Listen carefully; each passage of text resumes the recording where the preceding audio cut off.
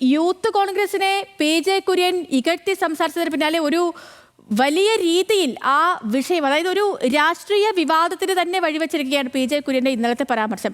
ഇപ്പോൾ ഈ പ്രസ്താവനയ്ക്കെതിരെ യുവജന സംഘടനകളുടെ പ്രതിഷേധങ്ങൾക്കിടെ കുര്യനെ പിന്തുണച്ച് രമേശ് ചെന്നിത്തല രംഗത്തെത്തി എന്നുള്ളതാണ്. കുര്യന്റെ പരാമർശത്തെ സതുദ്ദേശത്തോടെ കാണുന്നുവെന്നും ആളില്ലാത്ത മണ്ഡലങ്ങളിൽ യൂത്ത് കോൺഗ്രസ് ആളെ കൂട്ടണമെന്നും രമേശ് ചെന്നിത്തല പറഞ്ഞു. നമുക്ക് ആദ്യം അദ്ദേഹത്തിന്റെ വാക്കുകൾ കേൾക്കാം. അല്ല, കുര്യൻ സാറ് ഒരു മുതിർന്ന നേതാവാണ്. അദ്ദേഹം സതുദ്ദേശത്തോടുകൂടി ഒരു ഉപദേശ രൂപേണ പറഞ്ഞതാണ്. അത് ആരെയും കുറ്റപ്പെടുത്തിയതല്ല. കുറച്ചുകൂടി എല്ലാ പ്രവർത്തന രംഗത്തും യൂത്ത് കോൺഗ്രസും ഒക്കെ സജീവമാകണം എന്ന് അദ്ദേഹം പറഞ്ഞതാണ്. അത് അദ്ദേഹത്തെ നമുക്ക് കുറ്റപ്പെടുത്താൻ കഴിയില്ല. അദ്ദേഹം പറഞ്ഞിട്ടുള്ള കാര്യങ്ങൾ ആ കാര്യങ്ങൾ ഞങ്ങൾ തീർച്ചയായും പരിശോധിച്ച് കോൺഗ്രസും യൂത്ത് കോൺഗ്രസും ഒക്കെ നടപ്പാക്കും. കുര്യന്റെ പ്രസ്താവന പ്രവർത്തകരുടെ ആത്മവീര്യം കെടുത്തുന്നതാണെന്ന് വി.ടി. ബൽറാം ന്യൂസ് മലയാളത്തോട് പ്രതികരിച്ചു.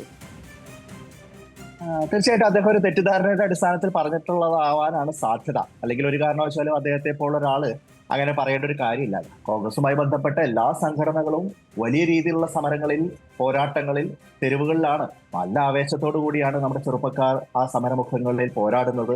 വളരെ സാഹസികരായിട്ടുള്ള, ധീരോദാത്തമായിട്ട് മുന്നോട്ട് പോകുന്ന ചെറുപ്പക്കാരുടെ ആത്മവീര്യത്തെ കെടുത്തുന്ന തരത്തിലുള്ള ഒരു പ്രസ്താവന ഒരിക്കലും ഒരു മുതിർന്ന കോൺഗ്രസ് നേതാവിൽ നിന്ന് ഉണ്ടാവാൻ പാടില്ലാത്തതായിരുന്നു.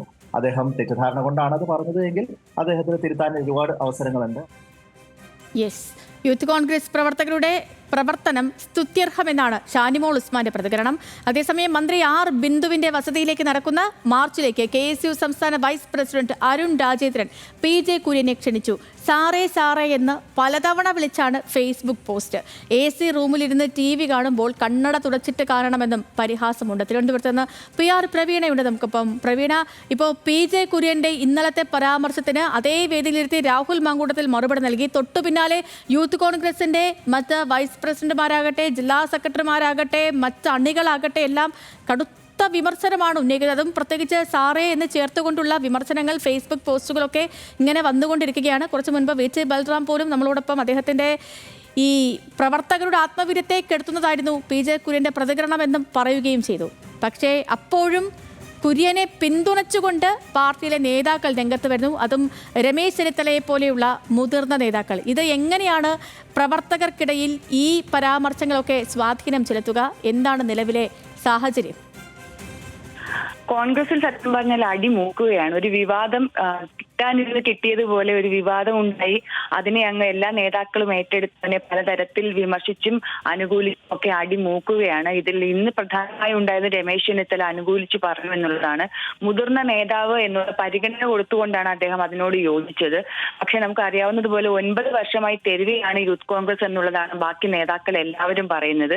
ഇന്നലെ KC ജോസഫിന്റെ പരാമർശം നമ്മൾ കണ്ടതാണ്. ദാനം കൊടുത്തില്ലെങ്കിലും പട്ടിയെ വിട്ട് കടുപ്പിക്കരുതെന്നായിരുന്നു. ഇന്ന് അതിന് മറുപടിയുമായിട്ട് മുൻ KPCC നിർവാഹക സമിതി അംഗം രംഗത്തെത്തിയിട്ടുണ്ട്, റെജി തോമസ്. അദ്ദേഹം പറഞ്ഞിരിക്കുന്നത് കുര്യന്റെ വീട്ടിൽ ഗേറ്റില്ല, പട്ടിയുമില്ല, പൂട്ടുമില്ല എന്നുള്ളതാണ്.